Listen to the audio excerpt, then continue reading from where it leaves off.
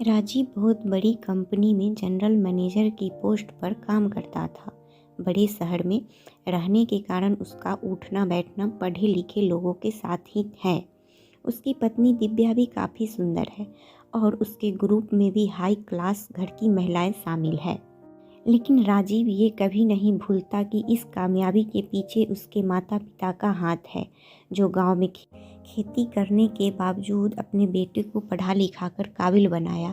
इस कारण वो उनको काफ़ी बार बोलता है कि आप साथ में ही आकर रहो, अब किस बात की कमी है। पर बाबूजी कहते हैं हमें गांव ही रास आता है और हम गांव में खुश हैं। कभी कभी मिलने आ जाते हैं, पर दिव्या को उनका रहन सहन और शक्ल सूरत से भी दिक्कत थी, इसलिए वे उनके साथ कहीं घूमने भी नहीं जाती और आस पड़ोस में भी किसी से नहीं मिलवाती।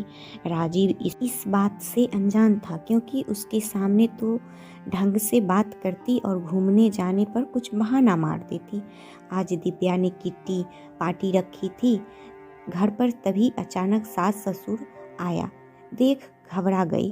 पता चला कि पहचान का कोई अस्पताल में भर्ती है, तो देखने आए हैं। दिव्या किट्टी कैंसिल भी नहीं कर पाई, ना ये बोल सकती कि आप जल्दी घर मत आना। उसने कहा माँ जी आप कल देखने चली जाना, आज आप अपने हाथों की सब्जी बना दो, मेरी सहेली खुश हो जाएगी। सास भी खुशी से तैयारी करने लगी। सहेली के आने का वक्त हुआ तो बोली अब आप कुछ देर आराम कर लो, मैं आपको बाद में मिलवा दूंगी। और जैसे ही सहेलियाँ आई, उसने बाहर से दरवाज़ा बंद कर दिया। काफ़ी देर बाद सास की नींद खुली। वो दरवाज़ा खोलने की कोशिश करती रही, पर दरवाज़ा नहीं खुला। खूब आवाज़ दी, पर दिव्या सुनकर भी अनजान रही।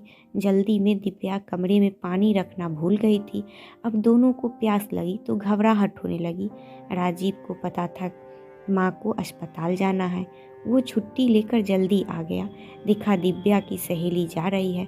माँ की आवाज़ कानों में पड़ी तो दौड़कर आया।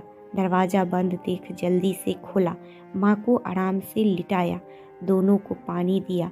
दिव्या घबराकर बोली वो गलती से बंद हो गया था। राजीव को कुछ शक हुआ। उसने जोर से चिल्लाकर कहा कि तुम्हें आवाज़ भी सुनाई नहीं दी। तब दिव्या को भी गुस्सा आ गया। बोली मैं नहीं चाहती कि तुम्हारे गवार माँ पिता मेरी सहेली के सामने आए। बेचारे माता पिता चुप रह गए। तब राजीव बोला तुम्हें डूब मरना चाहिए। गवार माता पिता नहीं, तुम हो जो शान के चक्कर में सम्मान भूल गई। इन माता पिता के कारण मैं यहाँ तक पहुँचा हूँ, और तुम जो ज़िंदगी जी रही हो इन्हीं की वजह से। ये मेरे लिए भगवान है और इनका अपमान मैं बर्दाश्त नहीं करूँगा। तुम जा सकती हो अपने घर। दिव्या की स्थिति डूब मरने वाली हो गई। उसने बहुत माफ़ी मांगी, पर राजीव जिद पर अड़ा रहा।